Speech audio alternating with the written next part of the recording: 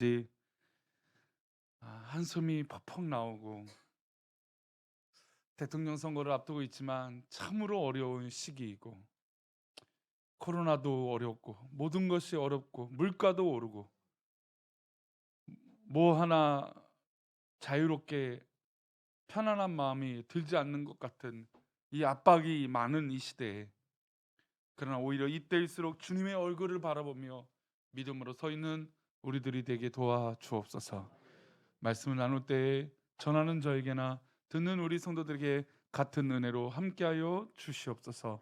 함께하실 것을 믿사옵고 거룩하신 예수님의 이름으로 기도 올리옵나이다. 아멘.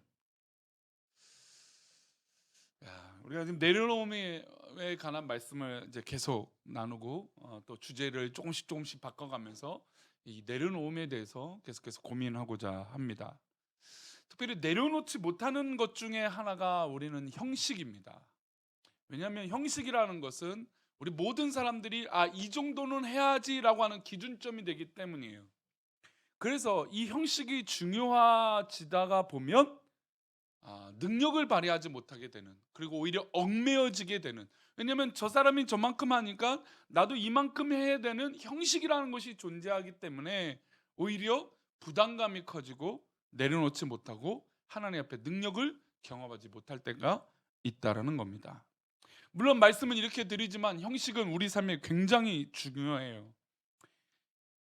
형식이란 건 우리 삶의 도처에 다 있죠. 특별히 예배 형식은, 예배라고 부를 때 예배 요소가 있습니다. 예배 요소는 뭐가 있을까요? 예배 요소는 찬양이 있겠죠, 그렇죠? 하나님을 찬양하는 찬양의 곡이 있을 겁니다. 그다음에 또 뭐가 있을까요? 기도가 있어야겠죠. 예배는 기도가 있어야 됩니다. 또 예배는 뭐가 있어야 될까요? 드림이라고 하는 헌금 시간이 있어야 됩니다. 또 예배는 그렇게만 있으면 될까요? 아니죠. 말씀 선포가 있어야 됩니다. 이것을 예배의 4대 요소, 예배의 요소라고 얘기를 합니다. 그러니까 예배라고 하면 사실 이 네 가지가 빠져서는 우리 총회법적으로는 예배 형식이 부족하다라고 판단을 하게 되는 것이죠. 그렇지만 우리가 지금 드려지는 예배는 어떻습니까?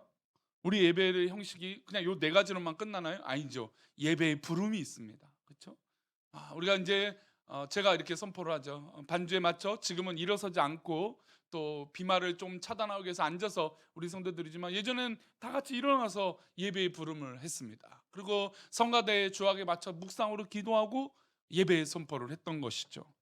그리고 임내 찬양을 합니다. 사실 찬양이라는 건 우리 노재원 목사님 나오셔서 찬양할 때부터 예배의 시작입니다. 그럼에도 불구하고 이런 순서를 통해서 임내 찬양이라고 말하죠.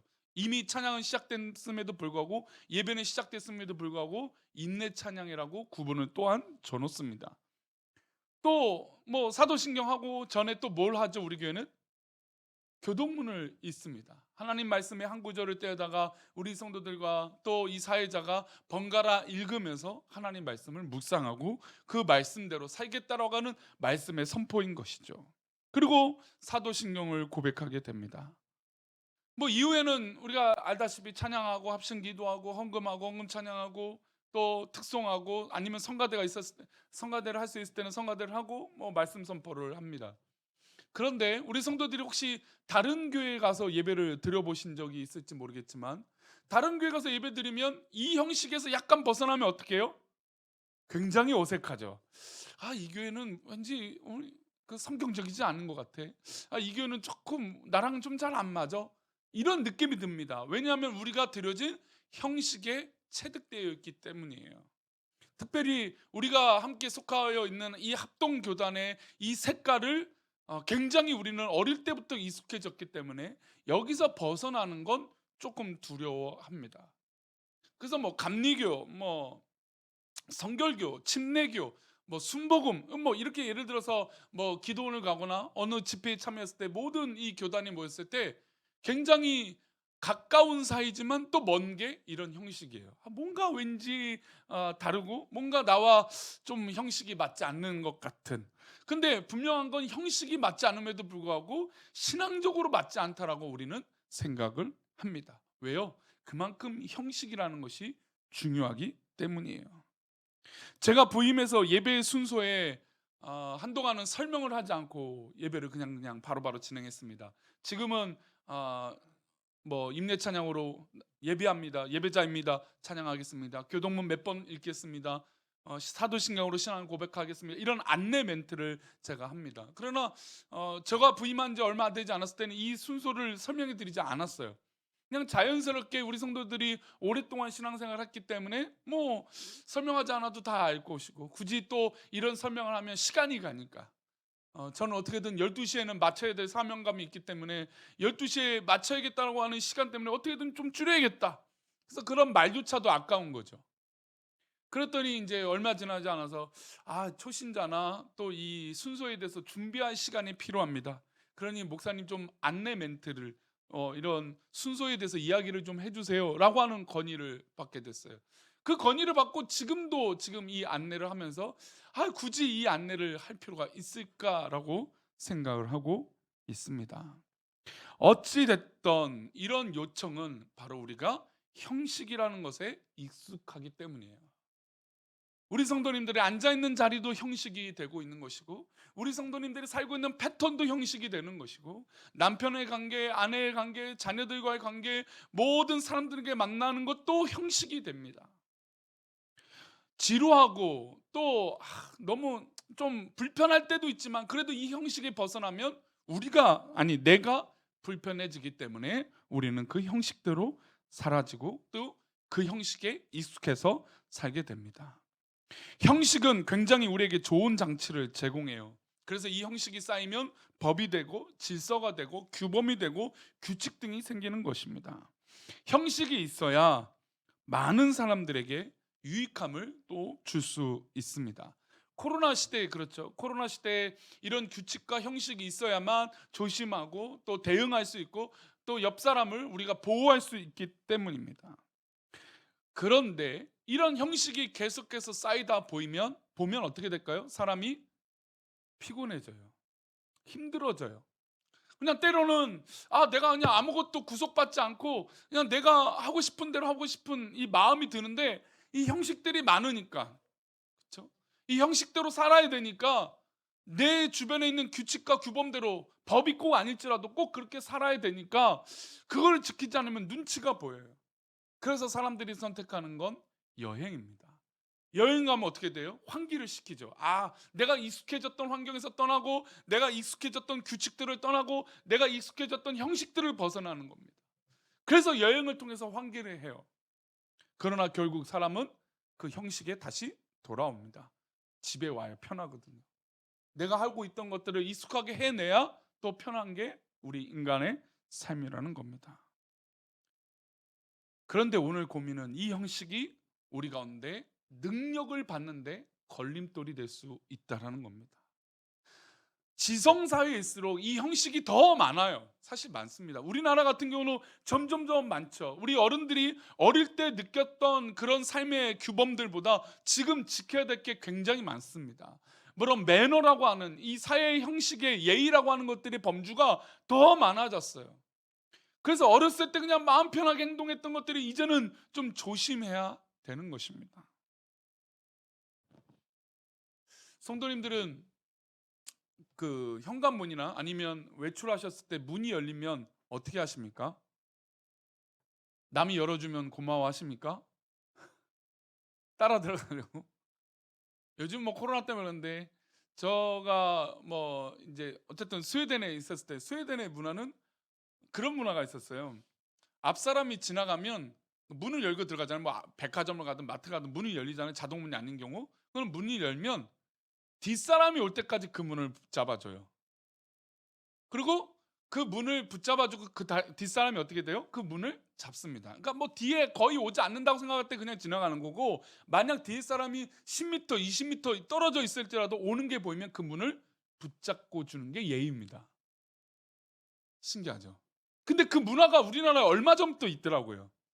한 5년 전부터인가 우리나라도 앞 사람이 문을 열어주면 잽싸게 고기를 빠져나가서 나가는 게 아니라 그 사람의 문을 붙잡아주고 나도 기다려주고, 그리고 혹시나 다칠까봐 보호해주고, 이런 문화가 점차 생긴다는 거죠. 그러니까 사실 우리 지성이라고 하는 이 우리가 삶의 알미라는 것이 더 많아질수록 이 형식이라는 게 되게 많아요. 그런데 어떤 사람은 이 형식을 지키지 않아서 분노하는 사람이 있죠. 아니 예의가 없이 어떻게 저렇게 그렇게 행동을 해? 아니 문을 열어주면 저걸 잡고 기다려주고 그래야지 어떻게 그냥 쏙 지나가? 저도 가끔 그럴 때 있어요. 저도 밑에 아파트 밑에 문을 열어주고 있는데 갑자기 쏙 지나가요. 그럼 깜짝 놀라요. 아니 나는 문을 받아줄 줄 알고 기다렸는데 쑥 지나가 버리니까 기분이 상해요. 왜요? 저는 그 형식을 지켰기 때문이에요. 그 형식을 지키지 않은 사람 만나면 뭐 굉장히 화가 나기도 하고 마치 못 배운 사람처럼 우리가 막 느껴지기도 해요. 그러니까 요즘은 이런 형식들이 점차 많아집니다. 그런데 우리 어른들이 느끼던 이 형식과 또 젊은 세대가 느껴지는 형식이 달라요. 이것을 우리는 뭐라고 말합니까? 세대 차이라고 얘기하죠. 젊은 사람들이 느끼고 있는 그런 형식들, 우리 어른들 기성세대가 누리고 하고 있는 그런 이 형식들의 차이가 바로 세대 차이라는 것이에요. 그런데 오히려 이런 형식들이 우리에게 무거운 짐이 크게 될 수 있다는 겁니다.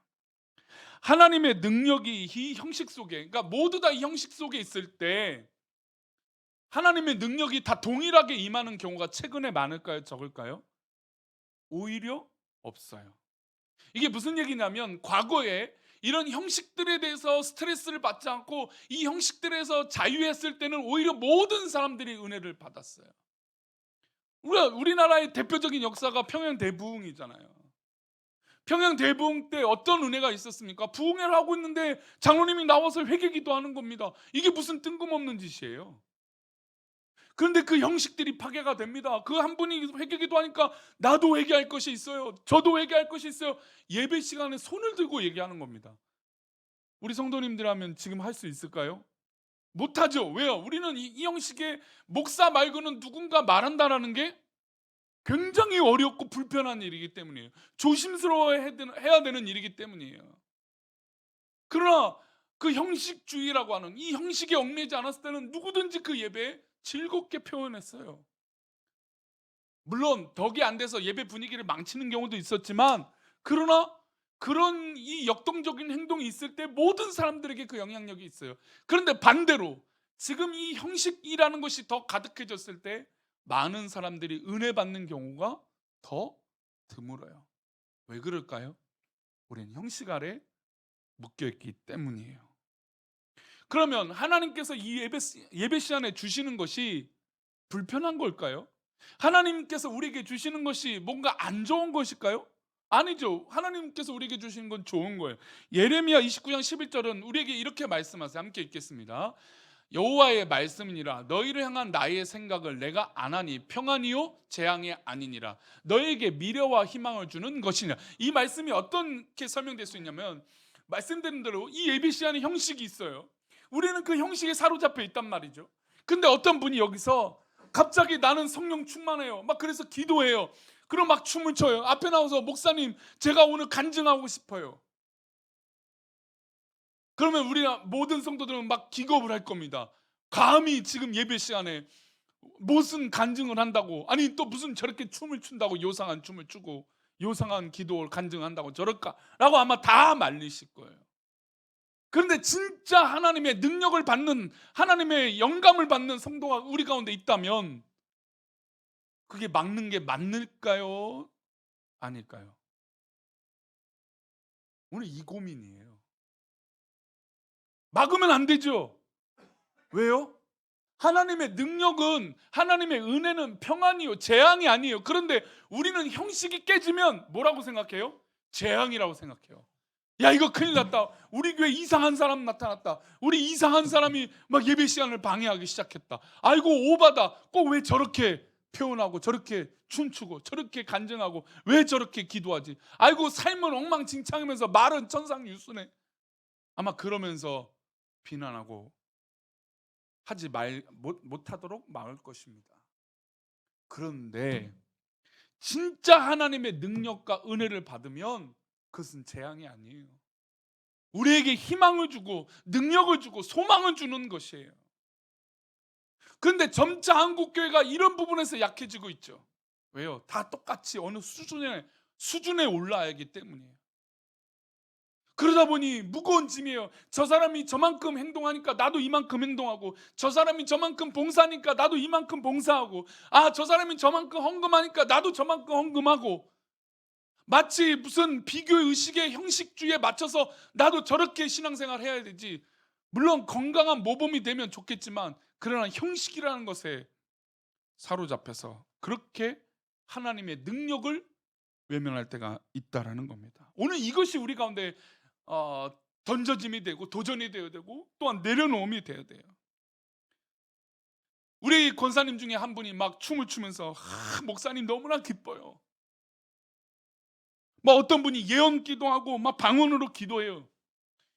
뭐 지금은 코로나 때문에 소리도 내지 못하게 기도하라고 하니까 온데, 막 여기서 막 가슴을 치면서 예배 시간에 눈물로 기도하는 성도가 있어요. 왜 못해요? 왜 못해요?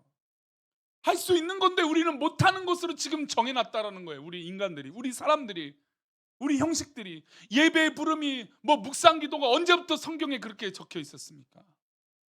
그렇지 않죠. 어떻게 하면 좋은 예배의 시간을 만들어 볼까라고 하는 신학적인 고민들이 있어서 이런 예배 형식이 있어진 것뿐이지, 이게 마치 진리인 양, 마치 천국과 지옥인 것 양, 그렇게 우리가 판단하고 행동할 때가 있다라는 겁니다. 예배의 성령에 충만한 일이 벌어진다면 그것은 예배가 망한 것이 아니라 예배가 승리한 것이에요. 만약에 토요일 날 아내랑 남편이랑 대판 싸웠어요. 그래서 가슴이 너무너무 찢어져요. 그런데 이 왼수를 배려할 수 없는 거예요. 포기할 수 없어요. 끝까지 사랑할 마음이 내 가운데 또 남아있어요. 그래서 교회 예배 나오는데 목사님이 마침 또 그에 관한 설교를 하는 거예요. 그래, 내가 남편을, 아내를 사랑해야지. 또 주님께서 허락하신 귀한 내 짝꿍을 더욱더 사랑해야지. 아유, 왼수 같은 내 자식들 내가 사랑해야지. 근데 막 눈물이 나는 거예요. 눈물이 나서 막 가슴을 주체할 수 없어요. 성도들이 옆에서 막 이상하게 쳐다봐요. 왜 저렇게 우나? 아마 어제 무슨 일이 있었나 보다. 그런데 우리는 그런 시선 때문에 우리가 주저한다라는 거예요. 아니, 여기서 눈물로 기도하면 뭐가 잘못된 것이고, 여기서 그냥 기뻐서 춤을 추면 그것이 뭐가 잘못된 것입니까? 그런데 우리는 옆에 있는 사람의 시선과 형식 때문에 하나님의 능력을 버릴 때가 있다는 겁니다. 요한에서 4장 4절은 주님 안에 있는 성도들에게 능력이 있다라고 말해요. 우리 4장 4절 말씀에 있습니다. 자녀들아, 너희는 하나님께 속하였고 또 그들을 이기었나니 이는 너희 안에 계시니가 세상을 잇는 자보다 크시니. 그러면 우리 생각과 우리 형식보다 우리 하나님의 능력은 어떤 것입니까? 더 큰 것이에요. 하나님의 성령의 충만함을 받는다는 건 우리의 인간의 형식과 우리의 모든 인간의 계산들을 다 초월한 것입니다. 그런데 우리는 우리의 형식과 우리의 판단이 하나님이 우리의 생각보다 밑에 있다라고 행동해요. 우리의 경험이 더 뛰어나서 하나님의 능력보다 크다라고 생각해요. 우리 주님이 주시는 은혜의 능력이 더 크고 소중한 줄 믿습니다. 그런 예배 시간에 은혜를 사모하고 하나님의 능력을 사모하는 고백이 넘쳐야 돼요. 아니, 지금 이 순간에 하나님의 은혜 받는 게 더 소중한 일 아닙니까? 그런데 마치 이 예배를 안 드리거나 이 예배를 마치 뭔가 잘못하게 드리면 불충하게 드리는 것처럼 그런 형식에만 얽매여서 있다면 우리는 우리의 예배를 다시 한번 점검해야 돼요. 우리 주님이 주신 은혜를 더욱더 사모하는 우리 모든 성도들이 되시기를 축복합니다. 이 방송으로 드려지고 있는 이 예배 순간에 이 실시간 방송을 보고 있고 듣고 있고 함께하고 있는 우리 성도들에게 모든 한계가 없어지기를 축복합니다. 그래서 바울 사도는 디모데에게 이렇게 말해요. 우리 디모데전서 3장 5절 말씀입니다. 함께 읽겠습니다. 경건의 모양은 있으나 경건의 능력은 부인하니 이 같은 자들에게서 내가 경건의 모양은 있어요. 우리 장로님, 권사님, 목사님, 뭐 성도님, 집사님, 경건의 모습이 있는 것처럼 보여요. 그런데 능력 있게 기도하십시오. 병자를 위해서 기도하십시오. 어려운 사람을 위해서 기도하십시오. 그런데 기도 못해요. 하나님의 능력 안에 사로잡히십시오. 그런 기도하십시오라면 그 기도가 쪼그라들어요. 왜요? 경건의 모습은 다 있는 것처럼 보여요. 그러나 진짜 능력을 발휘할 때 하나님의 능력이 있음에도 불구하고 그 능력이 우리 가운데 안 나타나요. 두려워해요. 염려가 더 커져요. 형식을 통해서 경건의 모습은 있을 수 있습니다. 그러나 능력이 없다면 소용이 없다라는 것이에요. 저는 뭐 형식을 아예 하지 말자고 말씀드리는 건 아니에요. 형식이 중요합니다. 예배 가운데 이 형식을 벗어난다는 건 굉장히 조심해야 될 일이에요. 그러나 인간이 그 형식에 사로잡히고 한계치를 만들어 놓고 오히려 그것에 짊어지고 있다면 그것은 더 이상 형식의 능력은 사라진 것이라는 것이죠. 능력이 없다면, 성령님 충만함이 없다면 소용이 없는 것입니다. 기도하는 것 같지만 신앙의 능력이 없고 변화가 없으면 안 된다라는 겁니다. 우리가 잘 알고 있는 다윗과 요나단 하면 뭐 절친, 생명을 아끼지 않는 절친이에요. 얼마나 있습니까? 그럼 요나단은 이제 지난주에는 다윗의 얘기를 해드렸어요. 다윗은 사울 왕의 그런 위기로부터 도망 다녔어요. 그래서 어느 지역까지 갔습니까? 원수의 나라 블레셋까지 흘러 들어갔어요. 그래서 블레셋 왕인 아기스에게 부탁을 합니다. 우리가 살 수 있는 땅을 좀 허락해 주세요. 그래서 시글락이라고 하는 땅을 얻어서 이 다윗과 함께 했던 600명이 거기서 살게 됩니다. 근데 블레셋이 마침 어느 나라와 전쟁을 펼치게 됩니까? 지난주의 말씀이에요. 따끈따끈한 말씀. 이 블레셋의 원수인 나라가 누구죠? 반대로 블레셋 입장에서 이스라엘의 원수가 블레셋이고, 블레셋 입장에서는 또 이스라엘이 원수잖아요. 지금까지도 그렇게 싸우고 있잖아요. 마침 블레셋이 싸움을 일어나게 되는데 바로 이스라엘과 싸움이 벌어지게 됩니다. 그런데 의심을 받던 다윗이잖아요. 야, 저 첩자, 저 이스라엘의 장군이고 골리앗을 물리쳤던 저 장군이 우리 동네에 있어? 말이나 돼? 저거 그냥 사기꾼 아니야? 저거 완전히 거짓쟁이 아니야? 그거 숨겨놓고 우리를 역습하려고 하는 그런 위장수를 벌이는 거 아니야? 이런 얘기들이 있으니까 다윗이 진심으로 내가 이 땅에 살아가고 있음을, 그래서 덕분에 살게 되었음을 보여주기 위해서 어느 전쟁에 참여하냐면 자신의 본국인 이스라엘의 전쟁에 참여하겠다고 얘기합니다. 근데 아기스 옆에 주변의 신하들이 다 반대해요. 저 사람 못 믿어. 믿을 사람 아니야. 그래서 다윗과 함께 했던 용사들이 다시 시글락으로 돌아갔더니 그때 누가 쳐들어와서 아내와 자녀들을 다 포로로 잡아갔습니까? 아말렉이 쫓아 들어왔어요. 또 다른 원수의 족속이 쫓아와서 아말렉이 자기의 아내와 다윗의 아내와 또 용사들의 아내와 자식들을 다 잡아갔어요, 포로로. 그래서 용사들이 너무 화가 났어요. 내가 당신 믿고 이렇게 쫓아다니고 했는데 이건 말도 안 된다. 그래서 이 함께했던 용사들이 뭘 들었습니까? 돌을 들었어요. 돌을 들어서 막 이만한 돌을 들어서 지금 다윗을 쳐 죽이려고 막 달려들고 있었어요. 그때 다윗이 선택했던 건 무엇입니까? 모든 사람들이 형식이라면 자, 잠잠하십시오. 내가 이게 계획이 있습니다. 계획 없어도 그렇게 말을 할 거예요. 조금만 기다려보시오. 막 설득을 할 겁니다. 그런데 다윗은 그 위기 때 뭘 했습니까? 제사장에게 에봇을 갖고 와라. 기도의 옷을 입고 그때 하나님 앞에 물었어요. 그래서 그 전쟁은 어떻게 됐습니까? 아말렉을 쫓아서 이기게 됐습니다. 이게 30장인데요. 31장에 그럼 무슨 내용이 나올까요? 31장에는 지금 블레셋과 누구의 싸움이 나와요? 이스라엘의 싸움이 나온 거예요. 지금 다윗이 겪고 있던 이 배경의 싸움이 끝난 게 아니라 계속해서 31장에 이어서 나옵니다. 그런데 이 싸움에 참여한 사람이 누구냐면 사울 왕과 그 자녀들이에요. 그 자녀들 중에 누가 있습니까? 누가 있어요? 다윗의 절친? 요나단이 있어요. 요나단. 틀려도 괜찮아요. 용기를 내서 대답을 해보세요. 혹시 우리 성도님 비말 때문에 조심해서 그러십니까? 요나단이 그 가운데 있잖아요. 자, 그러면 요나단의 입장에서 보면 지금 분명히 요나단은 하나님의 뜻이 누구 가운데 있다는 걸 알고 있습니까? 하나님의 계획이 누구 가운데 있다는 걸 알고 있습니까? 지금 축복은 누구한테 있고 하나님의 심판은 누구한테 있다는 걸 요나단은 알고 있습니까? 모르고 있습니까? 알고 있습니다. 자신의 아버지지만 사울 왕은 하나님의 심판을 받을 것이라는 걸 알고 있어요. 아버지의 때는 끝이라는 걸 알고 있습니다. 반대로 다윗 왕은 분명히 하나님의 계획 가운데 쓰임 받을 하나님의 아들이고 하나님의 왕이 되는 그런 사람인 걸 요나단이 알았어요. 알고 있고 이 전쟁에 참여하고 있는 순간에도 알고 있습니다. 자, 그러면 요나단의 선택은 가족이라고 하는 형식일까요? 하나님의 능력을 쫓아가는 것일까요? 굉장히 어려운 질문입니다. 요나단의 입장은 하나님의 계획이 분명히 뭔 줄 알았어요. 그런데 지금 이 요나단의 형식은 아버지를 도와서 이 전쟁에 참여하는 일이에요. 이게 틀린 행동일까요?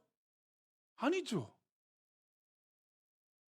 자식이라면, 장군이라면 당연히 못난 아비일지라도 쫓아가야 되는 게 요나단의 형식이에요. 그런데 반대로 요나단은 분명히 하나님의 계획을 알고 있었어요. 왜요? 사울 왕은 곧 심판받을 것이니까. 이 전쟁엔 소망이 없다는 걸 알고 있었어요. 그런데 형식은 이것을 극복하기가 쉽지 않아요.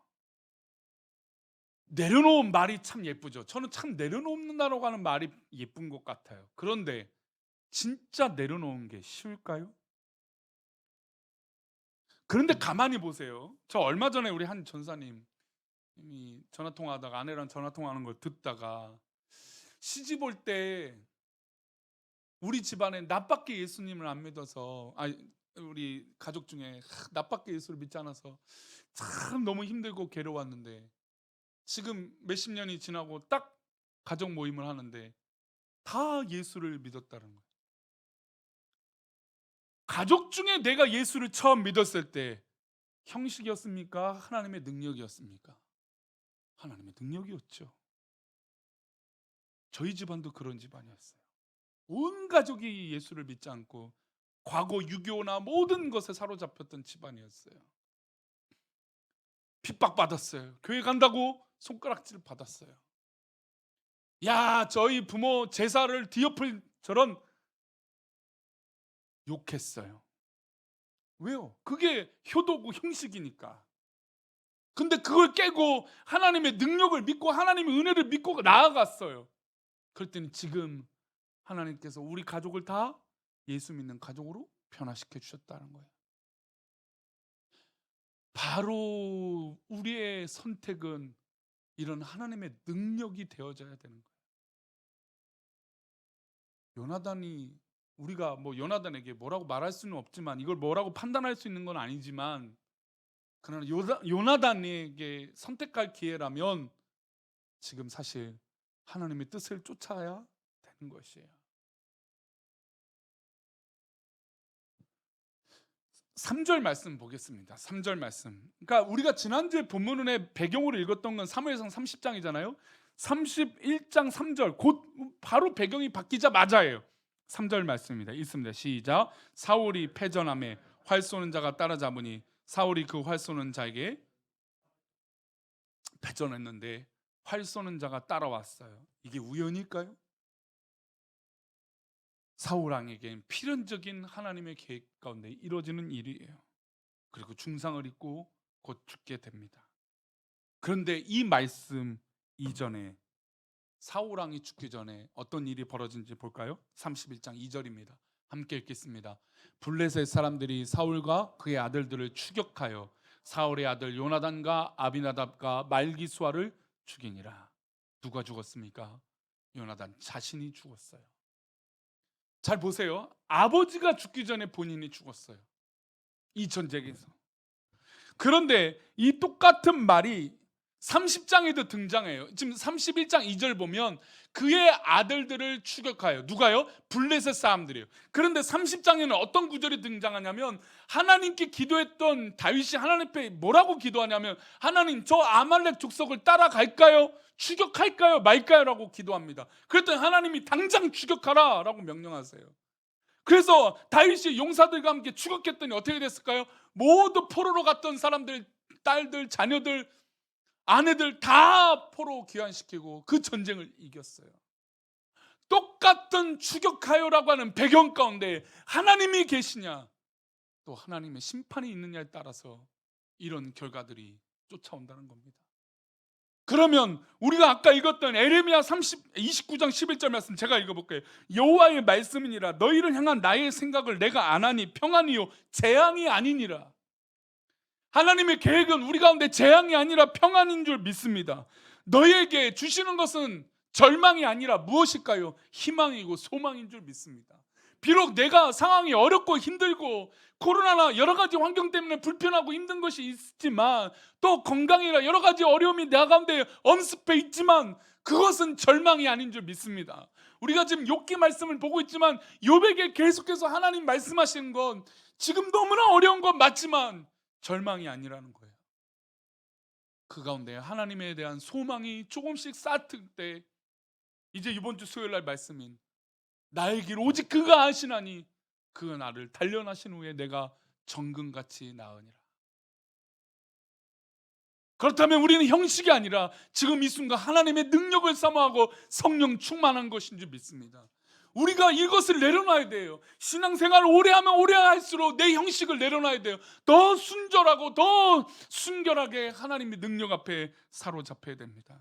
디모데후서 1장 8절 말씀은 이렇게 우리 가운데 권면합니다. 함께 읽겠습니다. 그러므로 너는 내가 우리 주를 증언함과 또는 주를 위하여 갇힌 자 된 나를 부끄러워하지 말고 오직 하나님의 능력을 따라 복음과 함께 고난을 받으라. 무엇을 따라요? 하나님의 능력을 따라 우리는 살아야 돼요. 우리는 사회적 규범과 형식과 인간이 요구하는 그것에 따라서 살아가는 것이 아니라 하나님의 능력을 쫓아서 살아가는 백성들이에요. 그러니 시편 기자 다윗은 그렇게 고백하는 겁니다.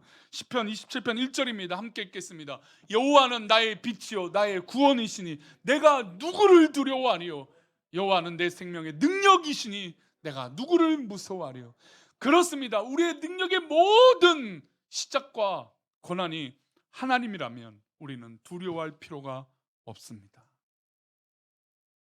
지금 내가 아말렉 때문에 다윗이 아내와 자녀들과 모든 것들을 빼앗기는 그런 어려움이 있을지라도 기도의 에봇을 입고 하나님 앞에 내려놓는 그 순간 하나님께서 우리 가운데 응답하여 주실 줄 믿습니다. 그런 이 한 주간도 우리 하나님 앞에 그렇게 살아봅시다. 하나님, 내가 인간이 정해놓은, 아니 내 스스로 정해놓은 형식 속에 얽매여 살아가는 것이 아니라 하나님의 능력으로 자유하게 하여 주옵소서. 이 시간으로 하나님 앞에 찬양하겠습니다. 왜 슬퍼하느냐, 왜 걱정하느냐.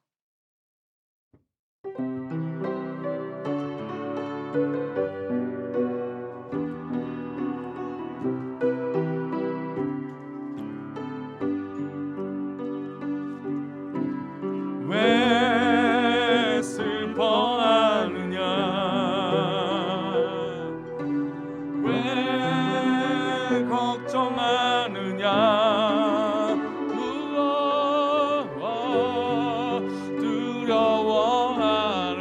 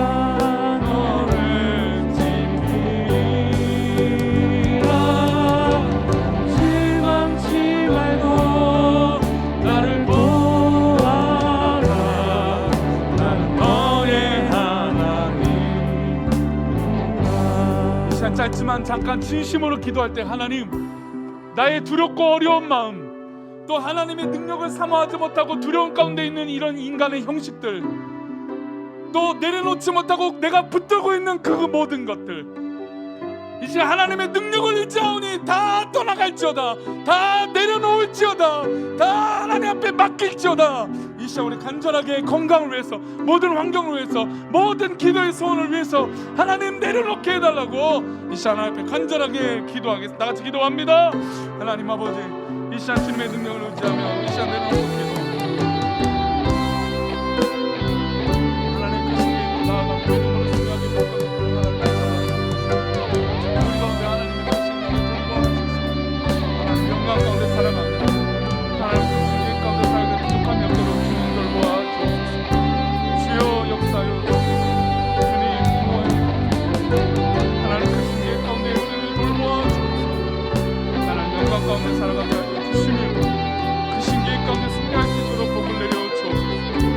오 주님, 오 주님, 하나님 돌보아주소서.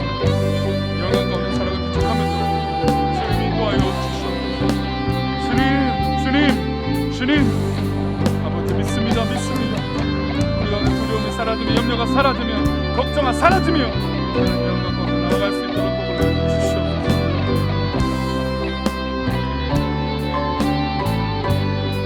아버지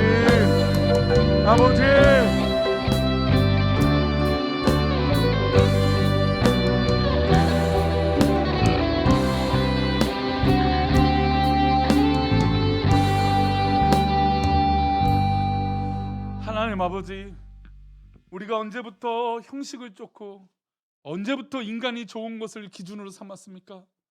하나님 바라건하건대 우리 모두 다 하나님의 능력을 기뻐하게 하여 주시고 하나님의 능력을 누리게 하여 주시고 하나님의 크신 계획을 경험할 수 있도록 복을 내려 주시되, 혹이나 우리 성도들 두려움이 있거나 염려가 있거나 무거운 짐이 있거든 이 시간 나사렛 예수 이름으로 자유케 되게 하여 주시며 복음의 능력으로 자유케 되게 하여 주시며 하나님의 능력으로 성령 충만함으로 자유할 수 있도록 복을 내려 주시옵소서. 우리 성도들이 하나님의 크신 능력으로 소망이 넘치는 믿음의 성도들 되게 도와 주시옵소서. 지켜주실 것을 믿고 우리를 인도하여 주실 것을 믿고 감사하며 거룩하신 예수님의 이름으로 기도 올려옵나이다. 아멘. 이제는 우리 주 예수 그리스도의 은혜와 아버지 하나님의 크신 사랑과 성령님의 감화 감동 위로 교통하심이 오늘 말씀을 듣고 우리 가운데 하나님보다 먼저인 것들을 내려놓고 하나님보다 먼저 판단하는 능력들을 내려놓고 오직 하나님의 능력과 성령 충만함과 하나님의 역사를 기대하는 그 믿음의 고백으로 승리하고자 하는 우리 귀한 성도들의 그 고백 위에 자녀들과 사업과 직장과 우리 삶의 모든 고민 위에, 특별히 코로나로부터 어려움 당하고 있는 모든 이웃들과 우리 주변 위에, 또 우리 모든 사랑하는 권속들과 사업장과 직장 위에 이제로부터 영원까지 함께 계시기를 간절히 축원합나이다. 아멘.